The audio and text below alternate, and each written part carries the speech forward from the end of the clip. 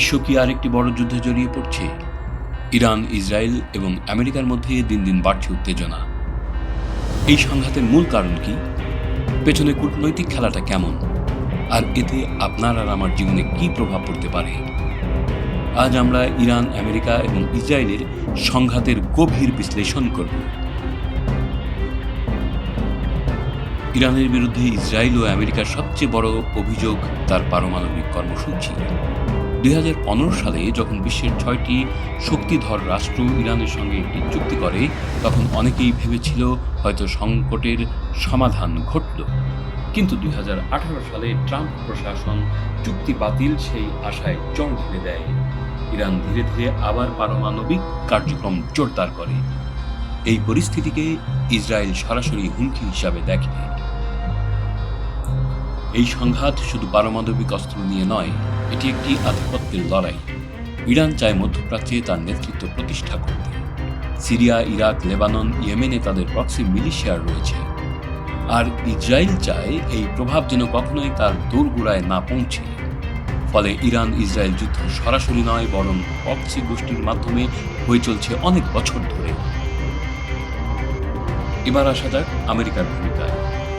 America ইসরায়েলের সবচেয়ে বড় মিত্র এবং মধ্যপ্রাচ্যে নিজের প্রভাব ধরে রাখতে চায়। তাদের দৃষ্টিতে ইরান সব রোগের মূল। তাই অর্থনৈতিক নিষেধাজ্ঞা, সামরিক চাপ ও কূটনৈতিকভাবে ইরানকে একঘরে রাখাই আমেরিকার কৌশল। অন্যদিকে চীন ও রাশিয়া এই জটিলতাকে ব্যবহার করছে তাদের কৌশলগত স্বার্থে। কোন তথ্য সত্য, কোনটা প্রপাগান্ডা? ইরান যেমন নিজস্ব সংবাদ মাধ্যম ব্যবহার করে, তেমনি পশ্চিমা মিডিয়া অনেক সময় নিজের কূটনৈতিক স্বার্থ বজায় রাখতে তাদের বেছে বেছে ব্যবহার করে। সাংবাদিকের কাজ তাই শুধু খবর পরিবেশন নয়, বরং তথ্যের পেছনের সত্য ঘটনা উন্মোচন করা। এবং সেটাই আমরা এই ভিডিওতে করার চেষ্টা করেছি। আপনি আমি হয়তো এই যুদ্ধক্ষেত্রে নেই, কিন্তু এই সংঘাত প্রভাব ফেলে তেল ও গ্যাসের দামে, আন্তর্জাতিক বাজারে, এমনকি সামাজিক স্থিতিশীলতাতেও।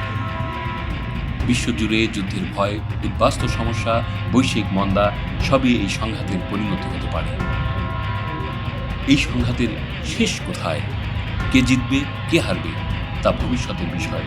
কিন্তু আমাদের দায়িত্ব সচেতন থাকা। আপনি যদি চান এমন আরও বিশ্লেষণ দেখতে, তাহলে আমাদের সঙ্গেই থাকুন। লাইক দিন, মতামত দিন, কারণ সত্যের পেছনে যাওয়া এই যাত্রায় আপনিও একজন সহযাত্রী। ইরানের পারমাণবিক কর্মসূচি ইসরায়েল ও আমেরিকার মূল উদ্বেগের কারণ।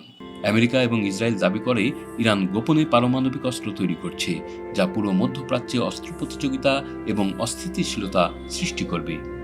2015 সালে স্বাক্ষরিত joint comprehensive plan of action বা ইরান পারমাণবিক চুক্তি কিছুটা উত্তেজনা প্রশমিত করলেও 2018 সালে ট্রাম্প প্রশাসন একতরফাভাবে তা থেকে বের হয়ে আবার নতুন উত্তেজনার জন্ম দেয়।